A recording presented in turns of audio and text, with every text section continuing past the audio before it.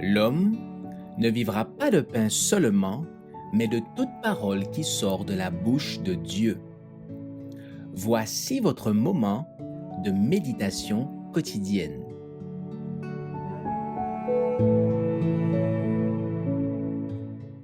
L'exigence toujours présente, le 14 janvier. En vérité, je te le dis, si un homme ne naît de nouveau, il ne peut voir le royaume de Dieu. Jean 3, verset 3. Dans son entretien avec Nicodème, Jésus a exposé le plan du salut, ainsi que la mission qu'il était venu accomplir dans le monde. Entrant directement en matière, il lui dit d'un ton solennel, en même temps qu'affable. En vérité, je te le dis, si un homme ne naît d'en haut, il ne peut voir le royaume de Dieu. Le cœur est naturellement mauvais. Pour que les eaux jaillissant du cœur soient pures, il faut que leur source soit purifiée. Celui qui s'efforce, en observant la loi, d'atteindre le ciel par ses œuvres, entreprend une chose impossible. Il n'y a point de salut pour qui n'a qu'une religion légale, une simple forme de piété. La vie chrétienne n'est pas seulement une modification ou une amélioration de la vie ancienne, c'est une transformation de nature. Il doit y avoir une mort au moi et au péché, et une vie entièrement nouvelle. Seule l'action efficace du Saint-Esprit peut produire un tel changement.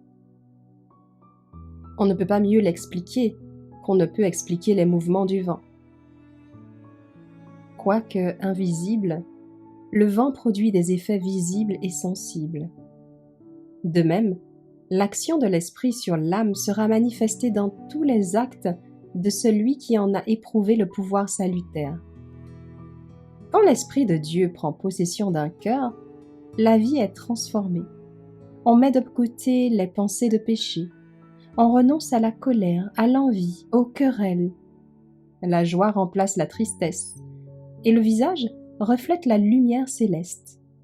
Personne n'aperçoit la main qui soulève le fardeau. Personne ne voit la lumière qui descend des parvis célestes. La bénédiction est acquise quand une âme capitule devant Dieu. Alors, une puissance invisible crée un être nouveau à l'image de Dieu.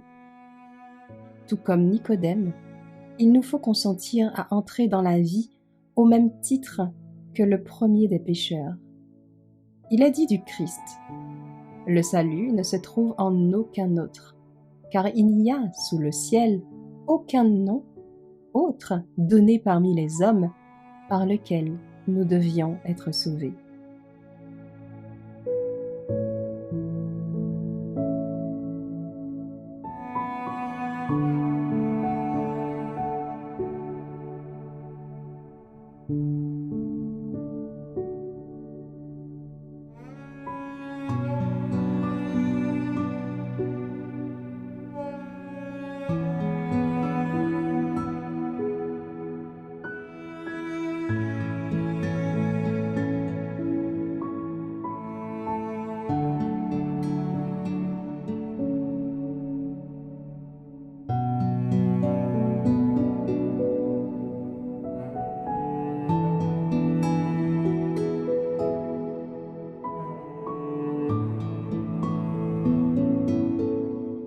Merci d'avoir écouté cette présentation.